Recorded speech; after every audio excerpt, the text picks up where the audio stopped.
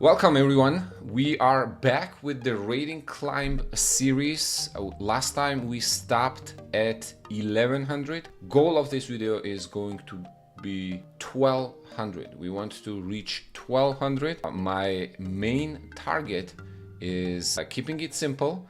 Play the lines that I recommend. Pawn to e4. We are playing against Rishi, who is rated 1108.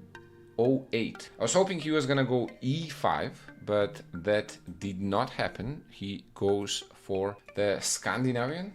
On the Scandinavian, we take back. They take with the queen. Usually bringing the queen out early is not recommended. Opponent retreats it to d7. In my 25 years of playing chess, I probably have not seen queen put on d7 here. Maybe he wanted to go to d8 and mouse slipped. What I'm gonna do is take the center. There we go. He returns to d8, which I think makes sense because it was blocking its own pieces, namely the bishop. Let's develop pieces, the knight first, then I'm gonna try to put the bishop on the active diagonal here, a to f7, and say hello to f7 pawn. Now on knight c6 they probably want to go bishop g4 to target the d4 pawn, I would think. Okay, so what would we do on that? I think we probably go castle, maybe here, and on bishop g4. What do we do? Okay, why don't we go d5 actually? Black did not balance the center with any of his pawns, so I think now pushing this pawn and kicking the knight away makes a lot of sense. Okay, knight goes to a5. Now the bishop is under attack. Obviously we have to move this bishop, so let's move it with the check. All right, bishop d7. Now this knight here is a little awkwardly placed, so should we just defend it? Let's try defend the bishop with the queen. If they take, we can take back with the check. Okay, they go a6, attacking our bishop. Now obviously we are not gonna leave the bishop there. Let's try taking it. Meet the third principle of openings, which is you want to develop your pieces, you want to fight for the center, and number three is we want to castle, we want to secure our king. Here he goes h5. Let's bring the bishop into the game. I think opponent here was not sure how to develop the pieces and they just played the random move, which was h5. I personally tell my students that playing random moves hurt your chess. You should try to have purpose behind each move. Okay, we could probably take here. Now, since that is going to open up the king, and then we're gonna bring the rook to occupy that open file with the check. All right, that was probably not necessary. Bishop could have gone to e7, but opponent decides to move away the king. The one piece that is not participating into the game right now is this rook. We want to involve all our pieces into the party, so let's bring in the rook.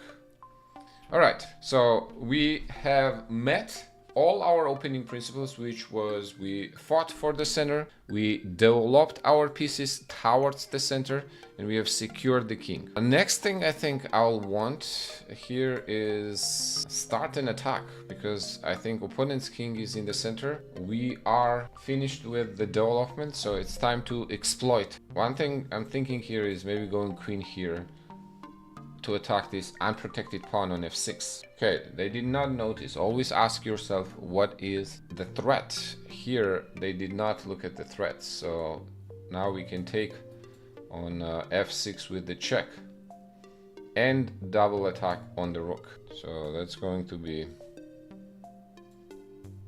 I think, very costly for our opponent. Now we have grabbed the rook, that we are up clean rook.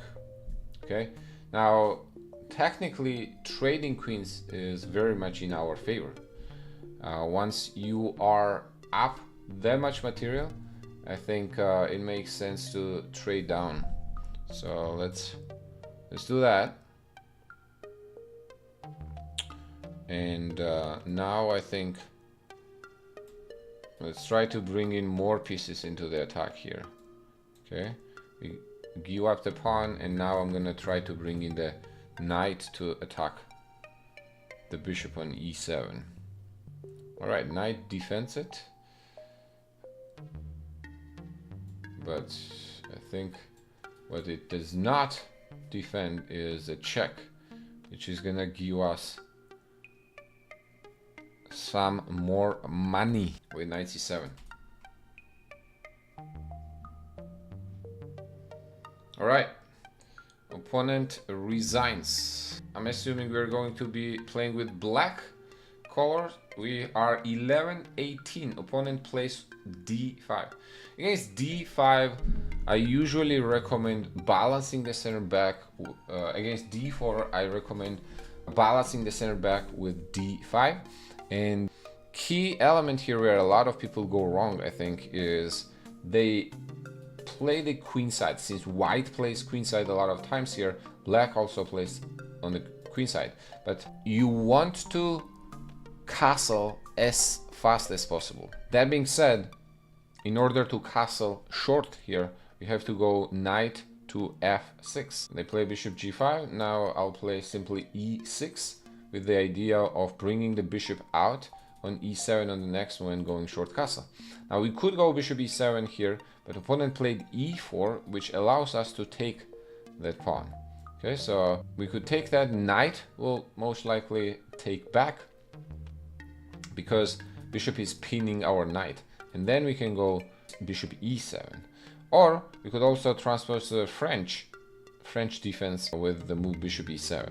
All right, now I'm rated 1100, so I am trying to put myself, how would 1100 think? Okay, so I think taking here in the center and releasing the tension makes a lot of sense. Next, I'll unpin my knight with the bishop, okay, by playing bishop to e7. They take on f6. Let's try to take back. Okay, they take again. Now we take. We do not want to weaken our pawn structure there by doubling it with the g takes f6, so that's why I took with the queen. On knight f3, I think I'll simply finish the development with the short castle. Now, after bishop d3, we have finished first phase of the opening play here, which would be developing our kingside and castling. Next, I think what we want is take care of our queenside and minor pieces here. So what do we do with that? We could start with knight c6, we could play b6 to bring the bishop out, we could play bishop d3, bishop c6, we could also maybe go e5, we could also go c5 to attack this pawn. I actually really like c5 because it attacks white's important pawn in the center. They take back. Well, I thought that drops the b2 pawn, and now these pawns are actually going to be quite weak, which I think we can exploit on the next move. Ooh, or can we? I forgot actually that opponent may have had a great gift there by taking on h7, king h7. I think I would be forced to go forward there. Now I think let's simply take this pawn. Okay, obviously there is a checkmate threat, so we can't allow the checkmate. We have to do something about it. What else can we do about it? We could defend it with the queen h5, and we could also simply play g6. What do we think? I think I'll try to go g6. Ooh, knight g5. Well, that is a good idea. He wants to play queen h4 and attack my h7 pawn, threaten the checkmate, but I think that drops the knight. They forgot that our queen was on the 5th file here. h6. Okay, let's get the knight out. Rook to e1. Now we have brought our pieces into the game. The only piece that we have not developed is the bishop. So how do we develop the bishop? Bishop d7 does not do much more than it is doing on c8. So I want to open this bishop up via this diagonal by playing e5. Alright, if they go there, they forgot, I think, that we had the pin, so we could take the pawn on h3. They could take our pawn because queen is protecting it, but they did not. They played g3. Now let's bring the knight into the game.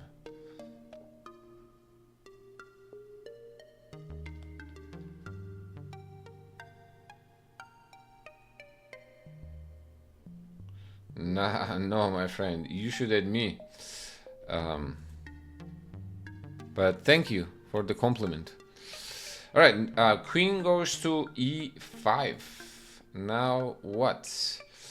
Now we go knight f3 check. They forgot about this check. Okay, always look for checks, threats, captures. All right, we accept gifts. We say thank you in the gifts, and then we're gonna check the king. We could take the rook, but why would we go for the rook when we have a checkmate? And without allowing the checkmate, our opponent resigns.